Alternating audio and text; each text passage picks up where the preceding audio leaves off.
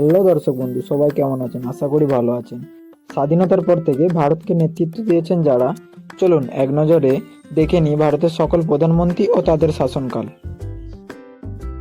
1947 সালে প্রথম প্রধানমন্ত্রী হন জওয়াহরলাল নেহরু, তারপর গুলজার আলী নন্দা 1964 সালে, তারপর লাল বাহাদুর শাস্ত্রী 1964 থেকে 1966, তারপর গুলজার আলী নন্দা আবার অস্থায়ীভাবে 1966 সালে, তারপর ইন্দিরা গান্ধী 1966 থেকে 1997 সাল পর্যন্ত তিনি থাকেন, তারপর মোরারজি দেশাই 1977 থেকে 1979 পর্যন্ত, তারপর চরণ সিং 1979 থেকে 1980 পর্যন্ত, তারপর আবার ইন্দিরা গান্ধী হন 1980 থেকে 1984 সাল পর্যন্ত, তারপর রাজীব গান্ধী 1984 থেকে 1989 পর্যন্ত, তারপর বিশ্বনাথ প্রতাপ সিং 1989 থেকে 1990 সাল পর্যন্ত তিনি প্রধানমন্ত্রী থাকেন, তারপর চন্দ্রশেখর 1990 থেকে 1991 পর্যন্ত তিনি থাকেন, তারপর পিভি নরসিংহ রাও 1991 থেকে 1996 সাল পর্যন্ত, তারপর অটল বিহারী বাজপেয়ী 1996 সালে তিনি প্রধানমন্ত্রী হন, তারপর এইচডি দেবগৌড়া 1996 থেকে 1997 সাল পর্যন্ত তিনি প্রধানমন্ত্রী থাকেন, তারপর ইন্দর কুমার গুজরাল 1997 থেকে 1998 সাল পর্যন্ত,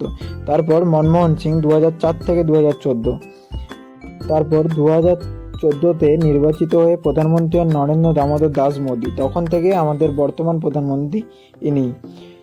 যদি ভিডিওটি একটু ইনফরমেটিভ মনে হয় তাহলে চ্যানেলটিকে অবশ্যই সাবস্ক্রাইব করুন এবং লাইক করতে ভুলবেন না।